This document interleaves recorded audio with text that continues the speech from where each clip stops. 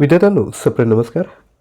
आजच्या व्हिडिओमध्ये मुंबई उच्च न्यायालय याकरता महत्त्वपूर्ण असे 25 प्रश्न आपण बघणार आहोत. व्हिडिओ काळजीपूर्वक बघा. जेवढे आपण प्रश्न बघणार आहोत ते तुम्ही स्वतः देखील त्या प्रश्नांची उत्तरे खाली कमेंट करू शकता. व्हिडिओला सुरुवात करूया. सर्वात पहिला प्रश्न आहे, भारतातील राष्ट्रपतींद्वारे होणारी राज्यपालांची निवड पद्धत कोणत्या देशाकडून स्वीकारली आहे? ऑप्शन आहेत कॅनडा, ऑस्ट्रेलिया, अमेरिका की यापैकी नाही. एकूण 25 प्रश्न आहेत 50 गुणांसाठी. वहीत मार्क करून ठेवा आणि एकूण 25 प्रश्न झाल्यानंतर आपले किती बरोबर आले त्याला 2ने गुणाकार करून आपला आलेला स्कोर खाली कमेंट करायचा आहे. तर लक्षात घ्या, भारतातील राष्ट्रपतींद्वारे होणारी राज्यपालाची निवड पद्धत ही विद्यार्थ्यांनो कॅनडा देशाकडून स्वीकारली आहे. पुढील प्रश्न, महाराष्ट्र नायक देवेंद्र फडणवीस हे पुस्तक खालीलपैकी कोणी लिहिले आहे? धनंजय बिजले, गिरीश महाजन, विद्याधर अनासकर की अभिषेक चौधरी?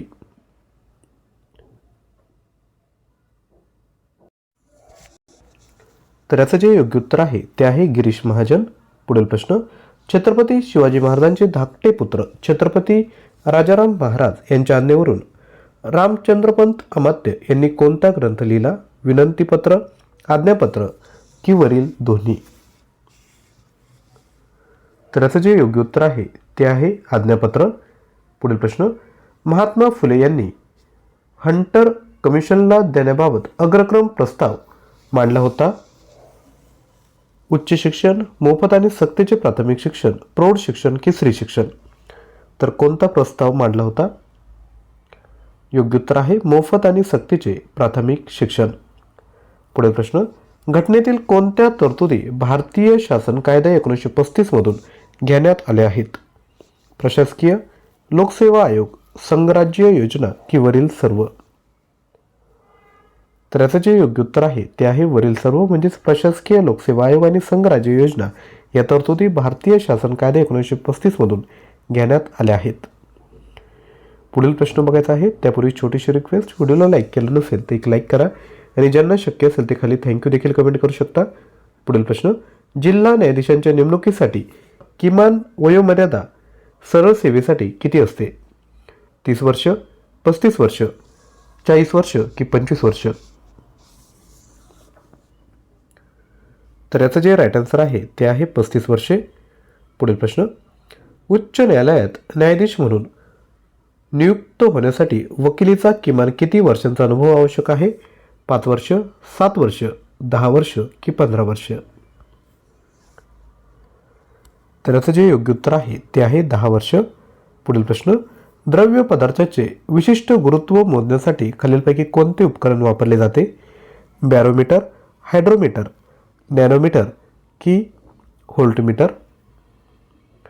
तर लक्षात घ्या, द्रव पदार्थाचे विशिष्ट गुरुत्व मोजण्यासाठी हायड्रोमीटर वापरले जाते. पुढील प्रश्न, भारतीय राज्यघटनेच्या सरनाम्याच्या सुरुवातीला समाविष्ट करण्यात आलेले आम्ही लोक हे शब्द कोणत्या राज्यघटनेतून घेण्यात आले आहेत? अमेरिकेच्या, कॅनडाच्या, ब्रिटनच्या की ऑस्ट्रेलियाच्या? तर लक्षात घ्या, हे जे आम्ही लोक आहेत ते अमेरिकेच्या राज्यघटनेतून घेण्यात आले आहेत. पुढील प्रश्न, सारामती हे पूर्वांचलमधील सर्वोच्च शिखर कोणत्या टेकड्यांमध्ये स्थित आहे? लुसाई टेकड्या, पतकोई टेकड्या, नागा टेकड्या की मणिपूर टेकड्या? तर सांगा याचं योग्य उत्तर काय असेल? तर राईट आन्सर आहे नागा टेकड्या. यानंतर पुढील प्रश्न, भारतीय राज्यघटनेच्या निर्मितीदरम्यान संविधान सल्लागार म्हणून कोणाची नियुक्ती केली गेली होती? बी.एन. राव, श्यामाप्रसाद मुखर्जी, एन. गोपालस्वामी अय्यंगार की एम.आर. जेकर? तसेच लक्षात घ्या, जर आपल्याला 2025 मधील महत्त्वपूर्ण चालू घडामोडी यावर व्हिडिओ बघायचा असेल तर डिस्क्रिप्शन बॉक्समध्ये व्हिडिओची लिंक दिली आहे, ज्यात आपण 310 प्रश्न बघितले आहेत. तो व्हिडिओ आवर्जून बघा, येणाऱ्या परीक्षेत तुम्हाला मदत होईल. तसेच आपलं जे दुसरं यूट्यूब चॅनल आहे डेली करंट अफेअर, त्याला देखील तुम्ही सबस्क्राईब करायचं आहे, कारण की त्यावर आपण डेली बेसिसवर करंट अफेअरची व्हिडिओ तसेच करंट अफेअर शॉर्ट्स घेऊन येत असतो. त्याचा नक्की तुम्हाला परीक्षेत फायदा होईल. तर लक्षात घ्या, भारतीय राज्यघटनेच्या निर्मिती दरम्यान संविधान सल्लागार म्हणून बी.एन. राव यांची नियुक्ती करण्यात आली होती. पुढील प्रश्न, मे 2025 मध्ये टेरिटोरियल आर्मीमध्ये लेफ्टनंट कर्नल ही मानद पदवी कोणास देण्यात आली आहे? महेंद्रसिंग धोनी, नीरज चोप्रा, सचिन पायलट की कपिल देव? तर लेफ्टनंट कर्नल ही पदवी नीरज चोप्राला देण्यात आली. पुढील प्रश्न, राष्ट्रीय पाणलोट पंधरवडा कोणत्या कालावधीत साजरा केला जातो? 9 ते 15 ऑक्टोबर, 1 ते 14 जुलै, 1 ते 15 जानेवारी की यापैकी नाही? तर राष्ट्रीय पाणलोट पंधरवडा हा 1 ते 14 जुलै दरम्यान साजरा केला जातो. पुढील प्रश्न, खालीलपैकी कोणत्या राज्यात समुद्रकिनारा लाभलेला नाही? महाराष्ट्र, केरळ, गोवा की मध्य प्रदेश? तर याचं जे योग्य उत्तर आहे ते आहे मध्य प्रदेश. पुढील प्रश्न, जर संसदेने केलेला एखादा कायदा घटनेच्या तत्वांचे विरोधी असेल तर असा कायदा कोणत्या नावाने ओळखला जातो? अल्ट्राविरस, इंट्राविरस, अनौरस की कायद्याने औरस ठरवलेला? तर याचं योग्य उत्तर आहे अल्ट्राविरस. पुढील प्रश्न, 2030चा राष्ट्रकुल स्पर्धा भारतातील कोणत्या शहरात होणार आहेत?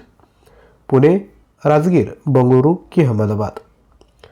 तर लक्षात घ्या, 2030चा राष्ट्रकुल स्पर्धा ह्या अहमदाबाद या ठिकाणी होणार आहेत. पुढील प्रश्न, 1954 साली नेफा विभागाची निर्मिती झाली, त्याला कोणत्या साली अरुणाचल प्रदेश असे संबोधण्यात येऊ लागले? 1962 साली, 1972 साली, 1982 साली की 1952 साली? तर याचं जे राईट आन्सर आहे ते 1972 साली. पुढील प्रश्न, भोपाळ दुर्घटनेस खालीलपैकी कारणीभूत असणारा वायू कोणता? Carbon dioxide, sulphur dioxide, carbon monoxide की मिथाइल आयसोसायनेट? तर तो घातक वायू जो आहे तो आहे मिथाइल आयसोसायनेट. यानंतर पुढील प्रश्न, संविधान सभेच्या मसुदा समितीचे अध्यक्ष म्हणून डॉक्टर बाबासाहेब आंबेडकर यांची निवड कोणत्या दिवशी करण्यात आली? 20 ऑगस्ट 1947, 29 ऑगस्ट 1947, 14 नोव्हेंबर 1947 की 24 सप्टेंबर 1947? तर राईट आन्सर आहे 29 ऑगस्ट 1947. पुढील प्रश्न, हवेतील पाण्याच्या वाफेमुळे निर्माण होणारा ओलावा किंवा दमटपणा यास काय म्हणतात? दव, विशिष्ट उष्मधारकता, आर्द्रता की बाष्पीभवन? तर राईट आन्सर आहे आर्द्रता. पुढील प्रश्न, पशुधनात महाराष्ट्राचा देशातील क्रमांक कितवा आहे? 6वा, 5वा, 3रा की 4था? तर पशुधनात महाराष्ट्राचा देशातील क्रमांक हा 6वा आहे. पुढील प्रश्न, पानझडी वृक्षांची वने कोणत्या विभागात आढळतात? कोकण, मराठवाडा, पश्चिम महाराष्ट्र की विदर्भ? तर पानझडी वृक्षांची वने ही विदर्भात आढळतात. पुढील प्रश्न बघायचा आहे, केळी उत्पादनात प्रसिद्ध असलेला जिल्हा कोणता? नागपूर, सोलापूर, जळगाव की कोल्हापूर? आणि विद्यार्थ्यांनो, अजूनही व्हिडिओला लाईक केलं नसेल तर लाईक करा आणि ज्यांना शक्य असेल ते खाली थँक्यू देखील कमेंट करू शकता. आणि डेली सकाळी 9 वाजता आपला व्हिडिओ येत असतो, त्यामुळे चॅनलला सबस्क्राईब करून शेजारी असणाऱ्या बेल आयकॉनला क्लिक देखील करायचं आहे. तर केळी उत्पादनासाठी प्रसिद्ध असलेला जिल्हा आहे जळगाव. पुढील प्रश्न, कांद्याचे सर्वाधिक उत्पादन घेणारा जिल्हा कोणता? पुणे, सांगली, सातारा की नाशिक? तर राईट आन्सर आहे नाशिक. पुढील प्रश्न, महाराष्ट्राची उपराजधानी कोणती आहे? नागपूर, सोलापूर, जळगाव की कोल्हापूर? तर याचं जे राईट आन्सर आहे ते आहे सोलापूर. तसेच लक्षात घ्या, मुंबई उच्च न्यायालय याकरता जर मटेरियल आपल्याला हवं असेल तर लक्षात घ्या, लिपिक, शिपाई, हमाल आणि चालक याकरता एकूण 15,000 प्रश्न आहेत.